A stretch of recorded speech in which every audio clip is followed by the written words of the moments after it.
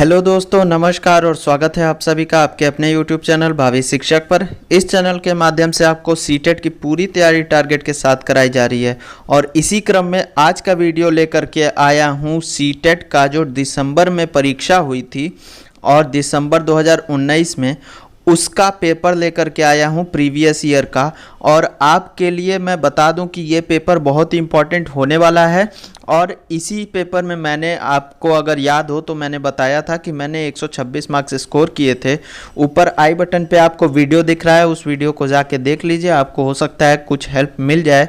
और इस पेपर में हम लोग आज के इस वीडियो में सीडीपी सेक्शन के ऊपर बात करने वाले हैं, चाइल्ड डेवलपमेंट पेडागोजी यानी कि बाल विकास एवं शिक्षा शास्त्र के बारे में बात करने वाले हैं। वीडियो में जितने भी क्वेश्चंस यानी कि जो 30 क्वेश्चंस थे उन 30 क्वेश्चंस के बारे में चर्चा की जाएगी और उन चर्चा से आपको आने वाले पेपर में पेडागोजी को सॉल्व करने में काफ़ी हद तक मदद मिलेगी। और मेरे साथ ही साथ आप लोग भी क्वेश्चंस का आंसर करते चलिए और मुझे वीडियो एंड हो जाने के बाद ये बताइएगा कि आपका कितना स्कोर इस पेपर में, इस पर्टिकुलर पेपर में आया है। तो चलिए बात कर लेते हैं। भाषा के अर्जन एवं विकास के लिए सर्वाधिक संवेदनशील अवधि कौन सी है? संवेदनशील अवधि सबसे ज़्यादा की जब बात की जाती है तो वो आपको, अगर भाषा के बारे में देखिए, मैं क्वेश्चंस पे चर्चा करते हुए चलूँगा तो आप पूरे वीडियो को ज़रूर ध्यान से देखिएगा। क्या होता है कि जब एक बच्चा पैदा होता है तो उसके पास कोई शब्द नहीं होते, कोई भाषा नहीं होती। जब वो भाषा को एक तरह से अर्जित करना शुरू कर देता है तो 1 साल की अवस्था में उसके पास 2 शब्द होते हैं। कितने शब्द होते हैं? 2। फिर जब वो 2 साल की अवस्था में पहुंचता है तो 272 शब्द उसके पास हो जाते हैं। और जब वो 3 साल की अवस्था में पहुंचता है तो ये उसके पास 2072 शब्द हो जाते हैं। तो आप देखिए कि सबसे ज़्यादा संवेदनशील आपके हिसाब से कौन सा निकल के आ रहा है? ये आ रहा है आपका 2 से 3 साल के बीच का समय, जब उसके पास सिर्फ 272 से बढ़ करके 2072 शब्द हो जा रहे हैं।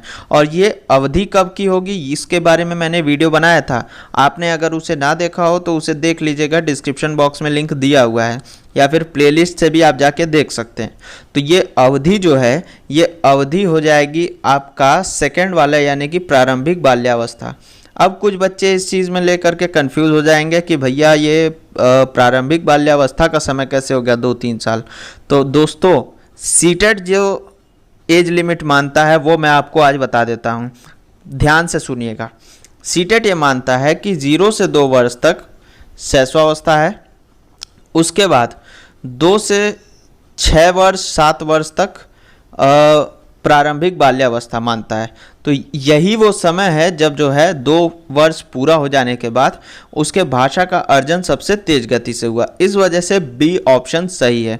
ये चीज़ हमेशा याद रखिएगा, आपको कभी भी गलत नहीं होगा। जो सीटेट ने जो एज लिमिट मानी है वही मैं बता रहा हूँ। अगला क्वेश्चन आपके सामने लेकर के आता हूँ। देखिए, निम्नलिखित में से कौन सी लॉरेंस कोलबर्ग द्वारा प्रस्तावित नैतिक विकास की एक अवस्था है? तो नैतिक विकास की एक अवस्था लॉरेंस कोलबर्ग के अकॉर्डिंग क्या है, आप बताइए। मैं बताता हूं कि ऑप्शन नंबर बी जो है ये लॉरेंस कोलबर्ग की नैतिक विकास की अवस्था है, सामाजिक अनुबंध अभिविन्यास। शायद ये 4th स्टेज में आता है। 4th स्टेज ये लॉरेंस कोलबर्ग की नैतिक विकास की अवस्था का माना जाता है, सामाजिक अनुबंध अभिविन्यास। ठीक है, इसी के बाद दोस्तों तीसरे पे चल जाते हैं।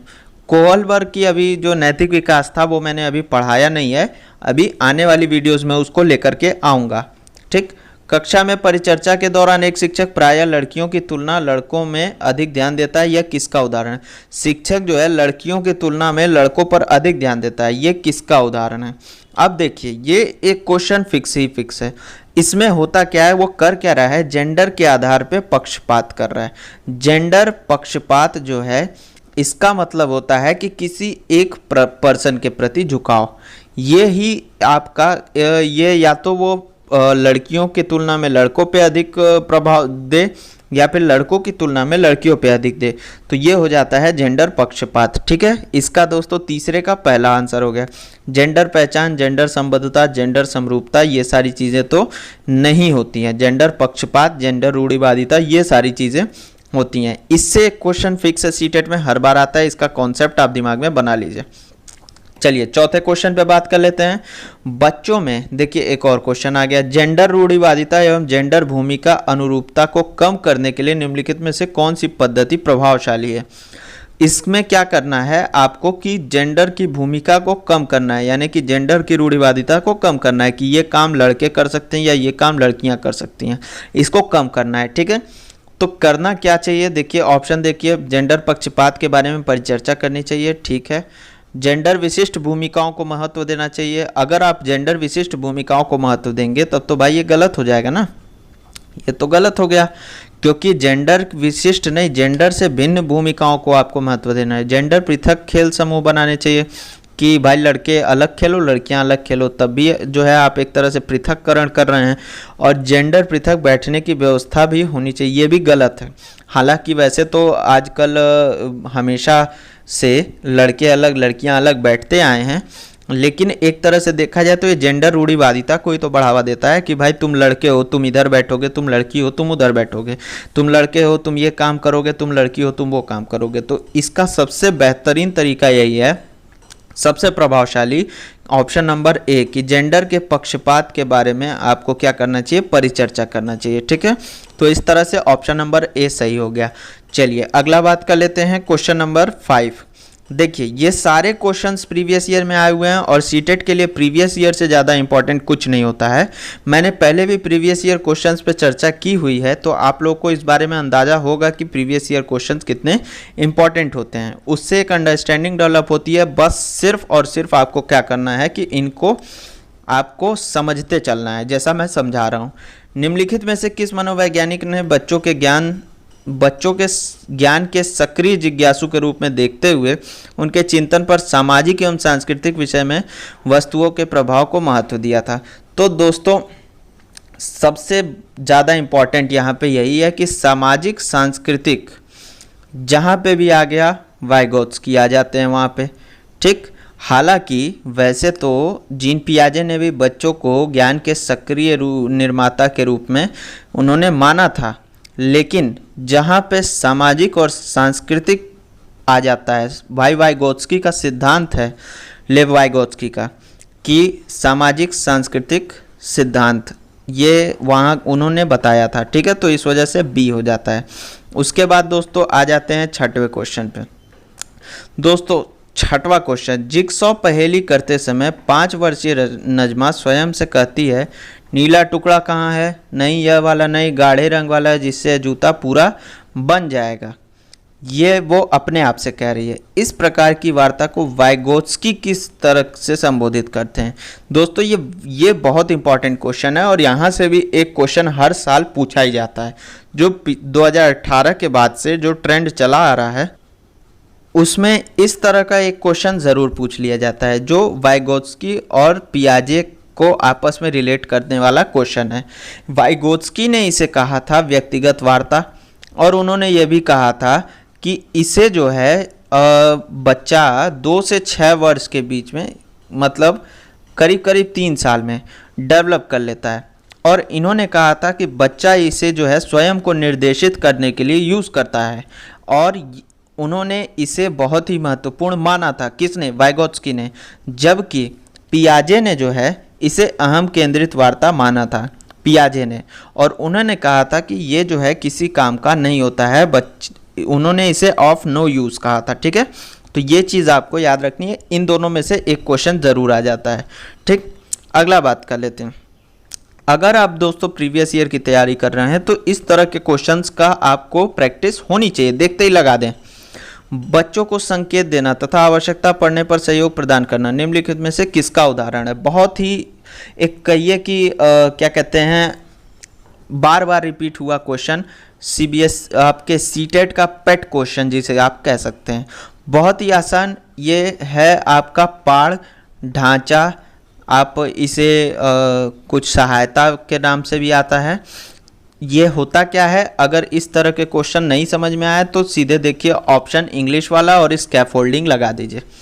होता क्या है कि वाइगोत्स्की ने ये कहा था कि इसे ZPD तक पहुंचाने के लिए अपने मैं थ्योरी जब लेकर के आऊँगा वाइगोत्स्की का तो उस पर डिटेल में चर्चा करूँगा। लेकिन बच्चों को जोन ऑफ प्रॉक्सिमल डेवलपमेंट तक पहुँचाने के लिए एक आवश्यकता पड़ने पर उनको सहयोग प्रदान जो की जाती है अनुभवी और वयस्क लोगों की तरफ से, उसी को पाड़ ढांचा या स्कैफोल्डिंग कहा जाता है। ठीक है, अगला क्वेश्चन देख लेते हैं दोस्तों। निम्नलिखित व्यवहारों में से कौन सा जीन पियाजे द्वारा प्रस्तावित मूर्त संक्रियात्मक अवस्था को विशेषित करता है? अब दोस्तों ये चीज़ मूर्त संक्रियात्मक अवस्था ये आपको जानना बहुत ज़रूरी है। ये मैंने अपने पिछले वीडियो जो ले आया था जीन पियाजे संज्ञानात्मक विकास, सारी चीज़ें उसमें क्लियर कर दी थी, सारी चीज़ें मैंने बता दी थी उसमें कि क्या क्या आ सकता है। मूर्त संक्रियात्मक अवस्था की जो आयु सीमा होती है 7 से 11 वर्ष होती है। मैं क्लियर करके लिख देता हूँ, 7 से 11 वर्ष इसकी आयु सीमा होती है। ठीक है, तो जीन पियाजे की इस आयु सीमा में कौन सी विशेषता होती है ये पूछना चाह रहा है। तो परिकल्पित निगमनात्मक तर्क ये चौथी अवस्था में डेवलप होता है गया। ये संरक्षण एवं कक्षा समावेशन ठीक है, लेकिन मैंने बार बार दोस्तों ये कहा है कि आपको सारे ऑप्शंस पढ़ लेने हैं। तो परिकल्पित निगमनात्मक तर्क ये आपका चौथी अवस्था में डेवलप होता है। उसके अलावा ये चीज़ सही है, संरक्षण एवं कक्षा समावेशन ठीक है। उसके अलावा अभी मैंने इस संरक्षण क्या होता है ये सारी चीज़ें मैंने बता दी थी उसमें, उस वीडियो में। अगर उस वीडियो को आपने ना देखा हो तो डिस्क्रिप्शन बॉक्स में लिंक दिया, उसे ज़रूर देख लीजिएगा, बहुत इंपॉर्टेंट वीडियो होने वाला है। आस्थिगत अनुकरण ये भी गलत है। पदार्थ स्थायित्व देखिए ये दोनों चीज़ें जो है ये दूसरी अवस्था में आ जाती है, पहली अवस्था में आ जाती है। उसके अलावा प्रतीकात्मक खेल ये भी दूसरी अवस्था में आ जाता है। विचारों की अनुत्क्रमणिता ये तीसरी अवस्था में आता है, लेकिन प्रतीकात्मक खेल नहीं आता है। तो अब इस तरह से आपको समझना ये है ऑप्शंस को एलिमिनेट करके। और ये हमेशा देखिए सीटेट का ट्रेंड जो बदला है, जब पेपर को कठिन बनाना होता है तो इसी तरह के फंसाऊ क्वेश्चन दे देता है। तब आपको कॉन्सेप्ट की जानकारी डिटेल में होनी चाहिए, और कॉन्सेप्ट की जानकारी कहाँ मिलेगी? जो मैंने वो वीडियो बनाया था उसमें। ठीक है, उसे देखिए और समझिए, और वहाँ से आपको ये आंसर पहचानने में कोई गलती नहीं होगी। ठीक, अगला बात कर लेते हैं 9वां। देखिए बच्चों के संज्ञानात्मक विकास के संदर्भ में निम्नलिखित में से कौन सी पियाजे की संरचना है? पियाजे ने क्या कहा था इसे बच्चों के संज्ञानात्मक विकास के बारे में? तो उन्होंने स्कीमा का प्रयोग किया था, ये भी मैंने अपने उसी वीडियो में बताया हुआ है। स्कीमा का मतलब होता है पैकेट्स ऑफ इंफॉर्मेशन, छोटे छोटे पैकेट्स। जैसे उसने देखा, मैंने एग्जांपल भी दिया हुआ था कि बर्ड देखा और उसने पूछा कि सर या मैम ये क्या है, तो आपने कहा कि ये बर्ड है, तो उसके दिमाग में एक स्कीमा बन गया कि अच्छा बर्ड ऐसा होता है जो उड़ता रहता है, वही बर्ड होता है। ठीक है, तो ये होता है स्कीमा। उसके अलावा बाकी सारी चीज़ों के बारे में मैंने चर्चा की हुई थी उस वीडियो में, तो उस वीडियो को देख लीजिएगा डिटेल में। चलिए आगे बात कर लेते हैं, आकलन का प्राथमिक उद्देश्य क्या होना चाहिए? तो दोस्तों आकलन का उद्देश्य, यहाँ से क्वेश्चन जो है ये एनसीएफ से उठाया हुआ क्वेश्चन है, एनसीएफ में ये पॉइंट मेंशन किया हुआ है।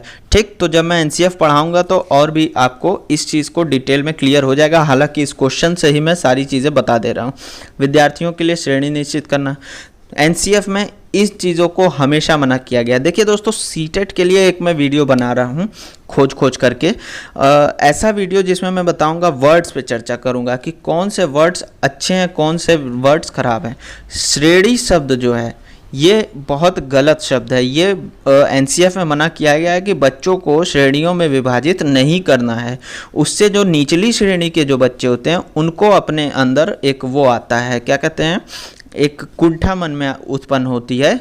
उसके अलावा जो दूसरा ऑप्शन है, संबंधित अवधारणाओं के बारे में बच्चों की स्पष्टता एवं भ्रांतियों को समझना। ठीक है, तो ये ठीक ऑप्शन लग रहा है, इसमें कोई गड़बड़ तो नहीं लग रही है, लेकिन फिर भी 2 ऑप्शंस और अभी बच्चे हैं, उनको पढ़ना पड़ेगा।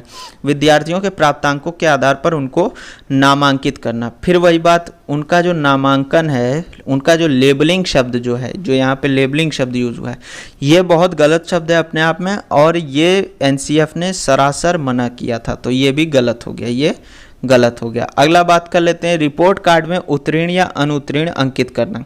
तो दोस्तों आकलन का उद्देश्य कभी भी उत्तीर्ण और अनुत्तीर्ण करना नहीं होता है। अगर ऐसा होता तो कक्षा 8 तक के बच्चों को फेल न करने का जो निर्णय लिया जाता है वो नहीं लिया जाता। ठीक है, उसका मतलब क्या है? मतलब ये है कि बच्चे क्या समझ पाए और क्या नहीं समझ पाए, वो क्या अवधारणा विकसित की है, कितना उस अवधारणा में उनको स्पष्टता है, ये सारी चीज़ें डेवलप करना है। इस वजह से ऑप्शन नंबर बी एकदम सही है 100%। और ये क्वेश्चन भी बार बार पूछा जाता है, रिपीट होता है। ठीक है, निम्नलिखित कथनों में से कौन सा बुद्धि के बारे में सही है? बुद्धि के बारे में कौन सा कथन सही है ये पूछना चाह रहा है। बुद्धि एक योग्यता है जो जन्म के समय ही निर्धारित हो जाती है। तो जन्म के समय तो निर्धारित नहीं होती है बुद्धि कि पैदा हुए तो तुरंत डॉक्टर ने बता दिया कि अच्छा इसकी बुद्धि बहुत अच्छी है। बुद्धि को मानकीकृत परीक्षणों के प्रयोग से सटीक रूप से मापा एवं निर्धारित किया जा सकता है। सटीक रूप से तो नहीं निर्धारित किया जा सकता, निर्धारित किया जा सकता है कुछ परीक्षण करके, लेकिन सटीक रूप से नहीं। तो ये भी गलत हो गया और ये भी गलत हो गया। अब तीसरा, बुद्धि एक एकात्मक कारक है तथा एक एकाकी विशेषक है। तो ये भी बिल्कुल गलत है, एकाकी नहीं है वो। बुद्धि क्या है? बहुआयामी है। ये किसने कहा था? गार्डनर ने कहा था। हार्वर्ड गार्डनर की जो बहुबुद्धि सिद्धांत है उससे यही क्वेश्चन बार बार उठाता है, क्या कि बुद्धि जो है, और सीटेट हमेशा याद रखिएगा दोस्तों, कुछ विशेष लोगों के विशेष सिद्धांतों को ही मानक मानता है और उसी आधार पे वो अपनी पेडागोजी निर्धारित करता है। जैसे ये क्वेश्चन, तो बहुत सारे लोगों ने कहा, किसी ने एक कारक कहा, किसी ने द्विकारक कहा, किसी ने बहुकारक कहा। तो इसको सीटेट ने किसको माना है? हार्वर्ड गार्डनर की ही बुद्धि के बहुबुद्धि सिद्धांत को मान्यता दी है। ठीक है, तो अगर बुद्धि से रिलेटेड ये क्वेश्चन आता है तो यही आप लोग उसका रखिएगा। ठीक, अगला क्वेश्चन, रूही हमेशा समस्या के एकाधिक समाधानों के बारे में सोचती है। एकाधिक समाधानों के बारे में सोचती है, इसका मतलब सृजनात्मक विचारक है। इनमें से काफ़ी समाधान मौलिक होते हैं, मौलिक समाधानों के बारे में सोचती है, सृजनात्मक है। रूही किन गुणों को प्रदर्शित कर रही है? तो बिल्कुल एकदम जान लीजिए, सृजनात्मकता के गुणों को प्रदर्शित कर रही है। दूसरा जो ऑप्शन दिया हुआ है अभिसारी, उसकी जगह अगर अपसारी दिया होता तो सही होता। यानी कि अपसारी चिंतन क्या होता है कि एक से ज़्यादा समाधानों के बारे में सोचते हैं, और सृजनात्मकता भी वही होता है, मौलिक समाधानों के बारे में कई सारे सोचते हैं। ठीक है, तो ये हो गया ऑप्शन नंबर ए इसका सही। चलिए अगले क्वेश्चन पे बढ़ जाते हैं। अगला क्वेश्चन देख लेते हैं। अगला क्वेश्चन, शिक्षण अधिगम प्रक्रिया में वंचित समूह से संबंधित विद्यार्थियों के द्वारा सहभागिता कम होने की स्थिति में एक शिक्षक को क्या करना चाहिए? क्या वो करे? बच्चों को विद्यालय छोड़ने के लिए कहना चाहिए कि भैया तुम ऐसा है, वंचित समूह से हो, विद्यालय छोड़ दो? गलत, बिल्कुल गलत। इस स्थिति को जैसी है स्वीकार कर लेना चाहिए, हाँ भाई ऐसा ही है, इसमें तो हम कुछ कर ही नहीं सकते, ये भी गलत। देखिए हमेशा जो है इंक्लूसिव एजुकेशन का ये क्वेश्चन है, समावेशी शिक्षा का क्वेश्चन है। समावेशी शिक्षा से अपने आप में 5 नंबर तो सीधे सीधे और कॉन्सेप्ट वगैरह मिला करके करीब करीब 10 नंबर का पूछ लिया जाता है। ठीक, तो ये बहुत इंपॉर्टेंट टॉपिक है, इसकी अवधारणा को समझना पड़ेगा आपको। उसके अलावा क्या करना चाहिए? इन विद्यार्थियों से अपनी अपेक्षाओं को कम करना चाहिए। सोचना चाहिए अरे ये तो वंचित समूह से हैं, ये तो पास भी हो जाए तो बहुत बड़ी बात है। तो ये भी एकदम गलत विचारधारा है। हमेशा आदर्श आंसर जो पॉजिटिव लगे उसके तरफ आपको जाना है। अपनी शिक्षण पद्धति पर विचार करना चाहिए तथा बच्चों की सहभागिता में सुधार करने के लिए नए तरीके ढूंढने चाहिए। बिल्कुल सही। शिक्षक को हमेशा अपने अंदर क्या परिवर्तन कर सकता है और अपने आप को किस तरह से बेटर बना सकता है, इसका प्रयास करना चाहिए। ठीक है, तो दोस्तों इसी के साथ ये क्वेश्चन समाप्त हो गया। अगले क्वेश्चन पे बढ़ते हैं। एक समावेशी कक्षा में एक शिक्षक को विशिष्ट शैक्षिक योजनाओं को क्या करना चाहिए? तैयार नहीं करना चाहिए। विशिष्ट शैक्षिक योजनाएं जो है इसको इंग्लिश में कहते हैं इंडिविजुअलाइज्ड एजुकेशन प्लान्स, IEP। तो ये जो IEP होता है ये अपने आप में एक क्या होता है कि प्रत्येक बच्चे के हिसाब से, ये NCF में दिया हुआ था कि प्रत्येक बच्चे के हिसाब से जो एजुकेशन प्लान्स हैं उनको बदलना चाहिए, उनको सही तरीके से इम्प्लीमेंट करना चाहिए, हर बच्चे के अलग अलग हिसाब, क्योंकि भाई कहा गया एवरी चाइल्ड इज़ यूनिक। तो इसी के अंतर्गत ये क्वेश्चन है। तैयार नहीं करना चाहिए, तो तैयार क्यों नहीं करना चाहिए भाई? ये तो अच्छी चीज़ है, इसको तो तैयार करना चाहिए। कभी कभी तैयार करना चाहिए, बाकी दिन ऐसे ही थैला उठा के चले आए, तो ये भी गलत चीज़ है। उसके बाद सक्रिय रूप से तैयार करना चाहिए, बिल्कुल पॉजिटिव आंसर है। तैयार करने के लिए हतोत्साहित होना चाहिए, हतोत्साहित शब्द अपने आप में निगेटिव है, तो ये गलत हो गया। ठीक, इस तरह से दोस्तों तीसरा वाला सही हो गया। यही वो पेपर था दोस्तों और यही वो तरीके थे जिनको फॉलो करके इसी सब्जेक्ट जो मैं अभी आपसे चर्चा कर रहा हूँ इसमें मैंने 30 में से 30 स्कोर किया था। तो ये कोई बड़ी बात नहीं है, आप भी कर सकते हैं। आप भी बिल्कुल ऐसा कर सकते हैं। चलिए, पठन वैफल्य बच्चों को प्राथमिक लक्षण उनके क्या होते हैं। पठन वैफल्य बच्चों के, पठन वैफल्य का मतलब है डिसलेक्सिया। डिसलेक्सिया शब्द पठन विकार भी दे देता है।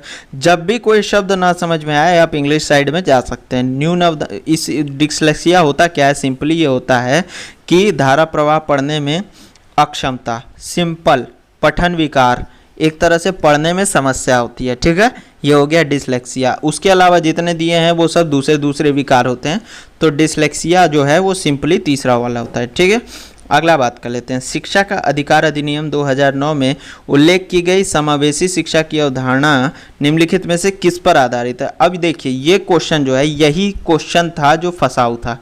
पूरे दिसंबर 2019 में यही एक क्वेश्चन था जिसे लेकर के मुझे डाउट हुआ था। ठीक, हालांकि वैसे तो मैंने जो आंसर लगाया वो सही हो गया, तभी तो 30 में से 30 आया, लेकिन ये क्वेश्चन था जिसमें डाउट हुआ था। अब इसको समझने का प्रयास कीजिए। समावेशी शिक्षा की अवधारणा पूछ रहा है किसके आधार पर। RTE, right to education act 2009 के आधार पर, जो कि इम्प्लीमेंट हुआ था आपका 1 अप्रैल 2010 को। इसमें पूछा यह है कि उसकी अवधारणा किस पर आधारित है। तो ऑप्शन पढ़ लेते हैं। व्यवहारवादी, तो समावेशी शिक्षा व्यवहारवादी अवधारणा पे नहीं। व्यवहार में तो बच्चे के हिसाब से सारा कुछ छोड़ दिया जाता है, वो करना चाहे करे, अपने हिसाब से जो बनना चाहे बने। अशक्त बच्चों के प्रति सहानुभूति अभिव्यक्ति। अब देखिए, सहानुभूति नहीं बनना है आपको, सहानुभूतिपूर्ण व्यवहार नहीं करना है आपको। क्या करना है कि उनसे सिंपैथी नहीं एम्पैथी जतानी है। ठीक, अगला हो गया अधिकार आधारित मानवतावादी परिप्रेक्ष्य। अधिकार आधारित आपका ठीक लग रहा था, यही ऑप्शन को लेकर के डाउट था। अधिकार आधारित मानवतावादी परिप्रेक्ष्य सही लग रहा था, लेकिन जबकि चौथा जो ऑप्शन दिया है वो सटीक है जो RTE में लिखा गया है। RTE में क्या लिखा गया है कि ऐसे जो बच्चे होते हैं उनका ये अधिकार है कि उनको मेन स्ट्रीम में, यहाँ देखिए मेन स्ट्रीमिंग शब्द का यूज़ किया गया है, मुख्य धारा, उनको मुख्य धारा से जोड़ने का प्रयास करना। और कैसे करना है, तो उनको कुछ इस ऐसी व्यावसायिक शिक्षा उपलब्ध करा देनी है जिससे कि वो अपने आप को मुख्य धारा में महसूस करें।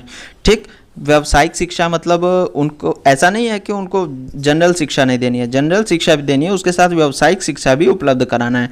ये RTE में लिखा हुआ है और इसी बेस पे पूछा गया है। अगर जनरली पूछा जाता तो ठीक था, अधिकार आधारित लगता, लेकिन यहाँ पे चौथा ऑप्शन बिल्कुल सही है। चलिए अगले क्वेश्चन पे बात कर लेते हैं। संरचनावादी ढांचे में अधिगम प्राथमिक रूप से, संरचनावादी ढांचे जो कंस्ट्रक्टिविस्ट फ्रेमवर्क है, ये इसी पे आपका पूरा सीटेड बेस्ड है, संरचनावाद पे ही, और इसी पे आपका पूरा NCF बेस्ड है। इसी पे आजकल सब कुछ चल रहा है। इसमें होता क्या है, यंत्रवद याद करने पर आधारित तो होता नहीं है, जैसे यंत्र बनाना नहीं है, और याद करने पे तो बिल्कुल बल नहीं देना है, बिल्कुल निगेटिव वर्ड है, हमेशा याद रखिएगा कि ये बिल्कुल इस पे बल नहीं देना है। प्रबलन पर केंद्रित है, यानी कि केवल रीइंफोर्समेंट पर केंद्रित है। उसके अलावा भी देख लेते हैं, अनुबंधन द्वारा अर्जित है या अवबोधन की प्रक्रिया पर केंद्रित है। तो दोस्तों ये जो है ये अवबोधन की प्रक्रिया पर केंद्रित है। ये क्या है कि आपको मीनिंग मेकिंग यानी कि अर्थ निर्माण की प्रक्रिया पर जोर देता है कि बच्चा जो है वो खुद से करके सीखेगा और अर्थ का निर्माण करेगा।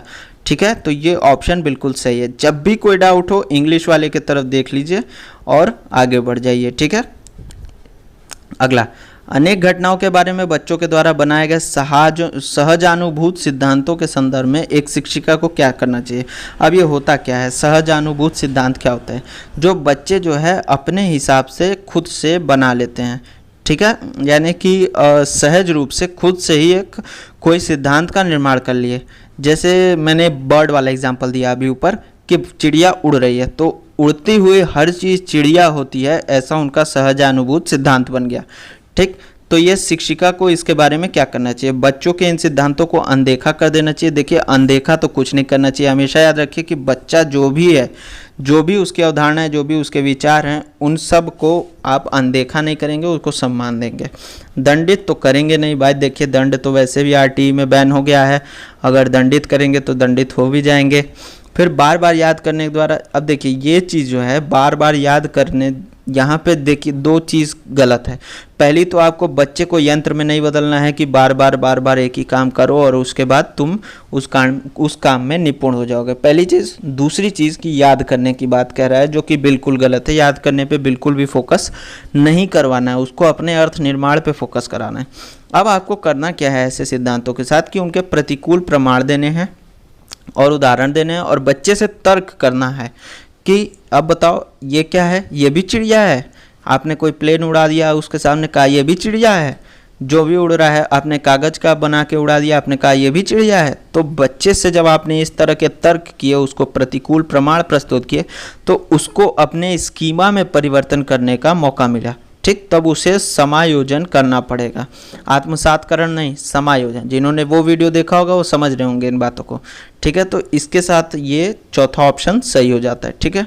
अगला, छात्र केंद्रित शिक्षा शास्त्र की क्या विशेषता है। छात्र केंद्रित में क्या होता है कि बच्चों के अनुभवों को प्रमुखता दी जाती है।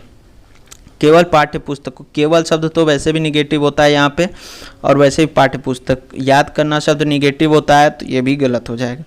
उसके अलावा नामांकित करना, अभी मैंने ऊपर ही कहा, आप लोगों को बताया कि ये सारी चीज़ें सही नहीं है। सही क्या है, ऑप्शन नंबर 2 सही है, ठीक। अगला क्वेश्चन देख लेते हैं, क्वेश्चन नंबर 20। दोस्तों ये क्या है, असल में आप लोगों को थोड़ा सा लेंदी वीडियो लग रहा होगा कि ये जो है ये आज का पहला वीडियो है। तो मैं चाहता हूँ कि जो पहली बार भी देख रहा है वो इस चीज़ को समझता चले। जैसे प्रीवियस ईयर पेपर में जो चीज़ें पूछी जाती हैं, जो आप पढ़ते हैं उससे अलग होती हैं। इन चीज़ों को आप समझते चलें, इस वजह से मैं समय दे रहा हूँ। धीरे धीरे इसके टाइम ड्यूरेशन को कम कर दिया जाएगा। जैसे मैं आने वाले वीडियोज़ में और भी पेपर्स लेकर के आऊँगा। संवेग एवं संज्ञान जो है ये एक दूसरे से क्या है, एक दूसरे में सन्निहित हैं, ये अलग नहीं है। देखिए संवेग क्या होता है कि आपके इमोशंस, और संज्ञान क्या होता है आप अपने बुद्धि से इसको लगा सकते हैं, ठीक है, मीनिंग। तो संवेग और संज्ञान, जब आप संवेगात्मक रूप से उत्तेजित हैं, मान लीजिए आपको बहुत तेज गुस्सा आया हुआ है, उसी समय मैं कह दूं चलो बैठ करके पढ़ो, आपको और गुस्सा आ जाएगा। उसके अलावा स्वतंत्र भी नहीं है एक दूसरे से, एक दूसरे का इफेक्ट पड़ता है। अगर मान लीजिए आप ऐसा ही सोचिए कि आप संवेगात्मक रूप से गुस्से में हैं या बहुत दुखी हैं, तो ज़रूर जो है उस समय आपको कोई बात समझाने की कोशिश की जाए तो नहीं समझ पाएंगे, ऐसा हमारे शास्त्रों में भी लिखा है। तो ये भी गलत है, और संबंधित नहीं है तो भाई ये भी गलत है, तो ये भी गलत हो गया, ठीक है। एक चीज़ और मैं आपको दोस्तों ट्रिक बता दे रहा हूँ, 3 ऑप्शंस एक तरह के होते हैं और एक ऑप्शन अलग होता है इस तरह के पेडागॉजी के क्वेश्चंस में। बस वही जब आप चारों ऑप्शंस को पढ़ेंगे तो आपको लगेगा कि तीनों ऑप्शन हमको एक तरफ ले जा रहे हैं और एक ऑप्शन हमको अलग ले जा रहा है। तो जो ऑप्शन अलग ले जा रहा है वही सही है। सन्निहित का मतलब होता है एक दूसरे से जुड़े हुए, एक दूसरे में मिले हुए, इंटरवॉवन लिखा हुआ है, एक दूसरे में गुथे हुए आप कह सकते हैं, ठीक। अब बात कर लेते हैं संरचनावादी सिद्धांतों के अनुसार अधिगम के बारे में निम्नलिखित में से कौन सा कथन सही है। नहीं लगाया है, ये याद रखिएगा, सही है पूछ रहा है, ठीक है। तो क्या है कि अधिगम जो है पुनरुत्पादन एवं स्मरण की प्रक्रिया है, तो ये तो बिल्कुल गलत है। तो स्मरण की प्रक्रिया तो है नहीं, ठीक। उसके अलावा अधिगम यंत्रवत याद करने की प्रक्रिया है, या अधिगम आवृत्तीय संबंध के व्यवहारों का अनुबंधन है, या फिर अधिगम जो है सक्रिय विनियोजन के द्वारा ज्ञान की संरचना की प्रक्रिया है। तो यही जो है सही है। ये कहा था किसने, ये कहा था आपके पियाजे ने और जॉन डेवी और बहुत सारे लोग जो है इस चीज़ का समर्थक किए थे कि क्या है कि अधिगम जो है वो क्या है, विनियोजन के द्वारा ज्ञान के संरचना करता है। अभी यहाँ देखिए कंस्ट्रक्शन, संरचनावादी दृष्टिकोण, अभी मैंने ऊपर बताया है, सीटेट का सारा इर्द गिर्द इसी के आसपास घूमता है। चलिए 22वां क्वेश्चन, विद्यार्थियों को स्पष्ट उदाहरण एवं गैर उदाहरण देने के परिणाम है। उदाहरण का मतलब तो आप समझते हैं एग्जाम्पल, गैर उदाहरण का मतलब मैं आपको बताना चाहूँगा, आप में से बहुत लोगों को नहीं पता होगा। गैर उदाहरण का मतलब ये होता है कि आपने उसे हाफ सॉल्व्ड प्रॉब्लम दे दिया, आधा सॉल्व किया हुआ कोई क्वेश्चन दे दिया, या फिर कोई छोटा सा हिंट दे दिया, ये होता है गैर उदाहरण। तो अगर आप इसे स्पष्ट रूप से देते हैं तो क्या होता है, होता क्या है कि अवधारणात्मक परिवर्तनों को प्रोत्साहित करने के लिए यह एक प्रभावशाली तरीका है। हाँ ठीक है, कोई गलत नहीं लग रहा है, फिर भी आगे का ऑप्शंस पढ़ेंगे। यह विद्यार्थियों के दिमाग में भ्रांतियाँ उत्पन्न करता है, भ्रांति नहीं उत्पन्न करता है। जब आप स्पष्ट रूप से दे रहे हैं तो भ्रांति कैसा उत्पन्न करेगा, ऊपर से आप तो उसको हेल्प कर रहे हैं। यह अवधारणाओं की समझ में अभाव पैदा करता है। समझ में अभाव भी कैसे पैदा करेगा, जब आप उसे उदाहरण दे रहे हैं, गैर उदाहरण दे रहे हैं, धीरे धीरे उस समझ की तरफ तो आप उसको लेकर के जा रहे हैं। और अवधारणात्मक समझ के बजाय कार्यविधिक प्रक्रियात्मक ज्ञान पर ध्यान केंद्रित करता है, तो ये भी गलत है। ये अवधारणात्मक समझ के तरफ ही ध्यान केंद्रित कर रहा है। तो ये तीनों ऑप्शन गलत है और पहला ऑप्शन बिल्कुल सही है, इसमें कुछ भी गलत नहीं लग रहा है। ठीक है, इस वजह से मैं कहता हूँ चारों ऑप्शंस पढ़ना आपको ज़रूरी होता है। ठीक, इसके साथ दोस्तों 22वां हो गया। अब 23वें की तरफ चलते हैं और 7 क्वेश्चन और बचे हैं। ये क्या हो गया, हाँ 7 क्वेश्चन और बचे हैं। बच्चों को अधिगम गतिविधियों में भागीदारी करने के लिए लगातार पुरस्कार देना व दंड का प्रयोग करने से क्या प्रभाव पड़ता है। लगातार आप उसको पुरस्कार दे रहे हैं, अच्छा किए, वेरी गुड, ये लो टॉफ़ी चॉकलेट, और जैसे ही गलत किया उसको तुरंत जो है डंडा उठा के मार दे रहे हैं, ये क्या है। बाहरी अभिप्रेरणा इससे कम होती है। तो ये दोस्तों अगर आपको पता हो, मैंने वीडियो में चर्चा की हुई है कि अभिप्रेरणा 2 प्रकार की होती है। एक होती है आंतरिक यानी इंटरनल, और एक होती है बाहरी यानी कि एक्सट्रिंसिक। तो क्या होता है कि ये जो अभिप्रेरणा होती है यानी कि मोटिवेशन, ये आंतरिक वो अभिप्रेरणा होती है जो अंदर से बालक के आती है, और बाह्य वो होती है जब हम उसे कुछ लालच के दे करके वो कोई काम करता है। तो ये जो पुरस्कार और दंड वाली चीज़ है ये एक्सटर्नल है। तो अगर हम इसको बढ़ावा दे रहे हैं तो इसका कम कैसे हो रहा है, ये तो बढ़ ही रहा है। ठीक, उसके अलावा आंतरिक अभिप्रेरणा बढ़ती है, जबकि आंतरिक अभिप्रेरणा जो होती है वो बालक के अंदर से आती है कि नहीं मुझे पढ़ना चाहिए, मुझे ये करना चाहिए, मेरा मोटिवेशन है ये।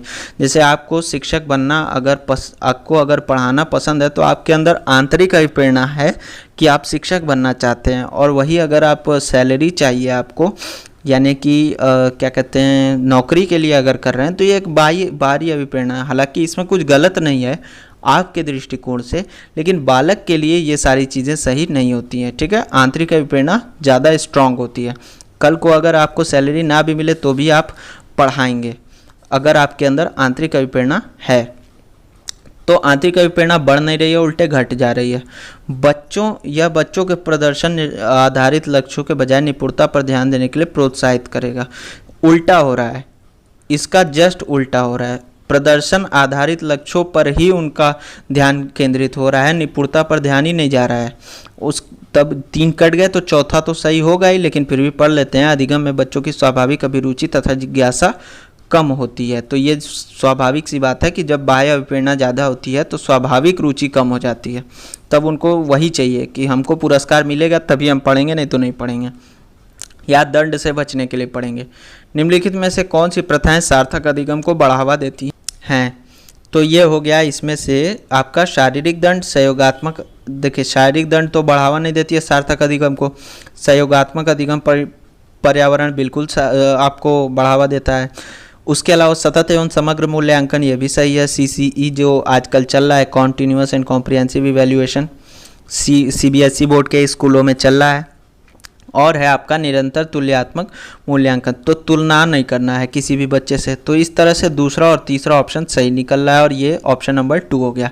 इस तरह क्वेश्चन आजकल सीटेट में ज़्यादा पूछे जा रहे हैं और अवधारणा रिलेटेड क्वेश्चंस पूछे जा रहे हैं। तो इसके लिए आपको थ्योरी से ज़्यादा थ्योरीज पे भी फोकस करना पड़ेगा। ठीक है, शिक्षक बच्चों की जटिल अवधारणाओं की समझ को किस प्रकार से सहज कर सकते हैं। जटिल अवधारणाओं की समझ को सरल करने का बहुत आसान तरीका है। देखिए बार बार यांत्रिक अभ्यास तो कराएंगे नहीं, प्रतियोगिता के अवसर भी नहीं। देखिए प्रतियोगिता वगैरह से बच्चों को बहुत ज़्यादा लाभ नहीं होता है। ठीक है, एक व्याख्यान देकर व्याख्यान छोटे बच्चों को देना नहीं है भाई। पेपर 1 की बात है, यहाँ पे इंटर कॉलेज की तो बात है नहीं। तो इस तरह से ऑप्शन नंबर 4 निकला। अन्वेषण एवं परिचर्चा के लिए अवसर देंगे तो ज़्यादा से ज़्यादा वो है जटिल अवधारणा को समझ पाएंगे अपने दिमाग में। ये मैं क्या कर रहा हूँ, ये मैं परिचर्चा ही तो कर रहा हूँ। हाँ मतलब इसमें 1 वे कम्युनिकेशन है, लेकिन आपको समझ में आ रहा होगा जटिल अवधारणाएं। एक प्राथमिक विद्यालय की अध्यापिका बच्चों को एक प्रभावशाली समस्या समाधानकर्ता बनने के लिए किस प्रकार से प्रोत्साहित कर सकती है। प्राथमिक विद्यालय की अध्यापिका है और समस्या समाधानकर्ता बनने के लिए प्रोत्साहित करना है। छोटे कार्य के लिए भौतिक पुरस्कार देकर, तो अभी मैंने ऊपर चर्चा की, पुरस्कार और दंड बहुत अच्छी चीज़ नहीं होती है। केवल प्रक्रियात्मक ज्ञान पर, केवल शब्द अपने आप में ही निगेटिव है और केवल प्रक्रिया के पर महत्व देना नहीं है। गलत उत्तरों को अस्वीकार करके और दंडित करके कि नहीं गलत लिखे चलो मुर्गा बन जाओ, तो ये भी गलत है। उसके अलावा आता है आपका चौथा ऑप्शन, बच्चों को सहज अनुभूत अनुमान लगाने के लिए प्रोत्साहित करके तथा उसी पर आधारित विचार मंथन करके, कि भाई अनुमान लगाते हैं बच्चे, उस पर आधारित विचार मंथन करते हैं और उसके बाद उनका जो है अवधारणा डेवलप हो जाता है। तो ये जो है बेटर ऑप्शन है चारों में से, इस वजह से ये सही हो जाता है। अगला बात कर लेते हैं, निम्नलिखित अवधि में से किसमें शारीरिक वृद्धि एवं विकास तीव्र गति से घटित होता है। तो दोस्तों ये क्वेश्चन अपने आप में बहुत ही आसान है। मैंने पहले एक वीडियो में बताया हुआ है, अपना पहला वीडियो जो बाल विकास का था, अगर आपने ना देखा हो तो डिस्क्रिप्शन बॉक्स में लिंक दिया है, ज़रूर देख लीजिएगा। उसमें मैंने बताया हुआ था इन सब चीज़ों के बारे में। सबसे तेज अगर शारीरिक वृद्धि की बात की जाए तो होती है गर्भावस्था में, यानी कि आपका जो 9 महीने में एक छोटे से डिंब से वो एक बालक के रूप में परिवर्तित हो जाता है, तो ये हो जाता है सबसे तेज। लेकिन यहाँ पे जन्म उपरांत की अगर बात करें तो शैशवावस्था में वृद्धि तेज गति से होती है, शारीरिक वृद्धि, ठीक। उसके बाद उससे थोड़ा कम होती है प्रारंभिक बाल्यावस्था में। जब प्रारंभिक बाल्यावस्था का समय बीत जाता है, जब मध्य बाल्यावस्था और उत्तर बाल्यावस्था आती है, उस समय पे शारीरिक वृद्धि स्लो हो जाती है। इस समय पे शारीरिक वृद्धि स्लो हो जाती है, ठीक। उसके बाद क्या होता है कि जब बच्चा किशोरावस्था में आता है तो शारीरिक वृद्धि होती है, लेकिन शारीरिक वृद्धि ज़्यादा, शारीरिक परिवर्तन तेज़ी से होता है। शारीरिक वृद्धि एक तरह से स्थिर हो जाती है, शारीरिक परिवर्तन तेज़ी से होता है। तो इस वजह से ऑप्शन नंबर ए सबसे सटीक आंसर है। अगला बात कर लेते हैं, निम्नलिखित में से कौन सा विकास का सिद्धांत नहीं है। मैंने बार बार कहा है ये नहीं वाले क्वेश्चंस को बहुत ध्यान से सॉल्व किया कीजिए, ये गलत होने के चांस बहुत ज़्यादा होते हैं। क्वेश्चंस को ध्यान से पढ़िएगा। तो नहीं है, कौन सा विकास का सिद्धांत नहीं है? विकास जीवन पर्यंत होता है। विकास के सिद्धांत के ऊपर भी मैं वीडियो बना चुका हूं, और वो वीडियो अगर आपने ना देखा हो तो नीचे डिस्क्रिप्शन बॉक्स में लिंक दिया है, उसे ज़रूर देख लीजिएगा। विकास जीवन पर्यंत होता है, तो विकास जीवन पर्यंत होता है सही जवाब है, कि इसमें कोई गलत नहीं है। चूँकि भाई वृद्धि तो आपकी एक समय के बाद रुक जाती है, विकास जीवन पर्यंत होता रहता है। विकास परिवर्त्य है। परिवर्त्य मतलब कि इस समय जिस गति से हो रहा है, हो सकता है कुछ समय बाद दूसरी गति से हो सकता है कुछ समय बाद तीसरी गति, कुछ और गति से हो, ये भी मैंने बताया हुआ था। विकास आनुवंशिकता एवं पर्यावरण दोनों के द्वारा प्रभावित होता है, तो ये भी बिल्कुल सही है। मैंने कहा था development is equal to heredity into environment, ठीक। तो ये मैंने नहीं कहा था, ये मनोवैज्ञानिक ने कहा था, मैंने उस वीडियो में इस बारे में बताया हुआ है। गलत कौन सा है, यानी कि कौन सा विकास का सिद्धांत नहीं है, कि विकास सार्वभौमिक है और सांस्कृतिक संदर्भ इसे प्रभावित नहीं करते। जबकि साफ संज्ञानात्मक विकास के बारे में वाइगोत्स्की ने सामाजिक सांस्कृतिक सिद्धांत में कहा हुआ है कि संस्कृति जो है वो विकास को प्रभावित करती है। कौन से विकास को? आपके सामाजिक विकास को प्रभावित कर सकती है, आपके संज्ञानात्मक विकास को प्रभावित कर सकती है। तो ये बिल्कुल गलत है, और यही गलत होने के नाते नहीं पूछा है, तो यही सही है। अगला बात कर लेते हैं, व्यक्तिगत भिन्नताओं के प्राथमिक कारण क्या है। प्राथमिक कारण व्यक्तिगत भिन्नताओं का क्या है? तो ये बहुत ही आसान है, आनुवंशिकता और पर्यावरण के बीच जटिल पारस्परिक क्रिया। अभी मैंने ऊपर बताया development is equal to heredity into environment, heredity into environment, ये मैंने अभी ऊपर बताया हुआ है, ठीक है। और ये जो 30वां क्वेश्चन है फ्री का नंबर है कि द्वितीयक समाजीकरण की एजेंसी क्या है। मैंने पहले कहा था कि परिवार को छोड़ करके बाकी सारा कुछ आपका हो जाता है द्वितीयक समाजीकरण की एजेंसी। अब परिवार में जो है आप कुछ हद तक पास पड़ोस को भी मान सकते हैं, वो भी आपका एक तरह से परिवार, नज़दीकी रिश्तेदार भी मान सकते हैं। लेकिन विद्यालय और मीडिया, ये दोनों चीज़ें द्वितीयक समाजीकरण की एजेंसी है, और इसी वजह से ये ऑप्शन नंबर सी सही हो जाता है। दोस्तों इसी के साथ आज का वीडियो समाप्त हो गया। वीडियो अच्छा लगा हो तो लाइक कर दीजिए, शेयर कर दीजिए और चैनल को सब्सक्राइब कर दीजिए। इसी तरह के और भी वीडियोज़ आपको हमारे चैनल पर मिलते रहेंगे, और सीटेट की पूरी तैयारी फ्री ऑफ कॉस्ट कराई जाएगी। धन्यवाद, जय हिंद।